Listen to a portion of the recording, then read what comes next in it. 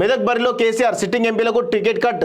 ఆ కొత్త అభ్యర్థుల కోసం వేట. ఇప్పటివరకు 4 సెగ్మెంట్లో గెలవని బీఆర్ఎస్ అక్కడ గెలుపు కోసం మల్లగులాలు. పార్లమెంట్ ఎన్నికలకు సంసిద్ధపై నేడు కేసీఆర్ రివ్యూ.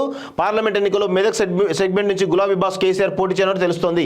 ఉమ్మడి మెదక్లో పార్టీ పటిష్టంగా ఉండగా ఆ నియోజకవర్గం నుంచి పోటీ చేసి గెలిచి క్యాడర్లో మరింత జోష్ నింపాలని భావిస్తున్నారు. ఆ పార్లమెంట్ పరిధిలోని 7 అసెంబ్లీ నియోజకవర్గాల్లో 6 స్థానాల్లో బీఆర్ఎస్ అభ్యర్థులు విజయం సాధించారు. దీంతో ఈ పార్లమెంట్ నియోజకవర్గం నుంచి పోటీ చేస్తారని పార్టీ వర్గాలు పేర్కొంటున్నాయి.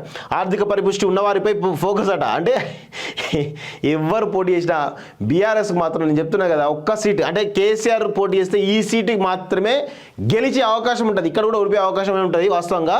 సో ఖచ్చితంగా ఇక్కడ ఏంది, బీఆర్ఎస్ పార్టీ పార్లమెంట్ ఎన్నికలపై దృష్టి సారించింది. రాష్ట్రంలోని 17 స్థానాలపై కసరత్తు ప్రారంభించింది.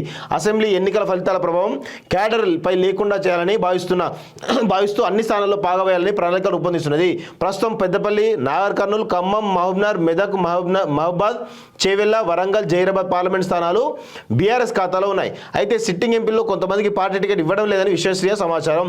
అందులో కొంతమంది పోటీకి ఆసక్తి చూపడం లేదని, వారి స్థానంలో కొత్త వారికి అవకాశం ఇవ్వాలని కేసీఆర్ భావిస్తున్నట్టు తెలుస్తోంది. అదేవిధంగా నల్గొండ, భువనగిరి, మల్కాజ్గిరి, ఆదిలాబాద్ నియోజకవర్గాల్లో అభ్యర్థుల కోసం వేటను ప్రారంభించింది. పార్టీ సీనియర్లతో పాటు ఆయా నియోజకవర్గాల్లో ఏ సామాజిక వర్గం బలంగా ఉందని, గతంలో గెలిచిన సామాజిక వర్గాలు ప్రస్తుత రాజకీయ పరిస్థితులు అన్నీ బేరీజ్ చేస్తున్నట్లు తెలుస్తూ ఉంది.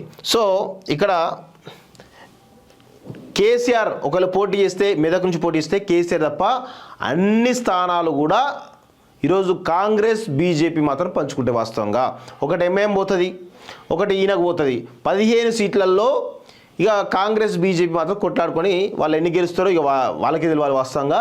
సో ఫైట్ మాత్రం కాంగ్రెస్ వర్సెస్ బీజేపీ ఉంటుంది. బీఆర్ఎస్ ఎక్కడ కూడా సోదిలో ఉండదని గుర్తుపెట్టుకోండి మిత్రులారా.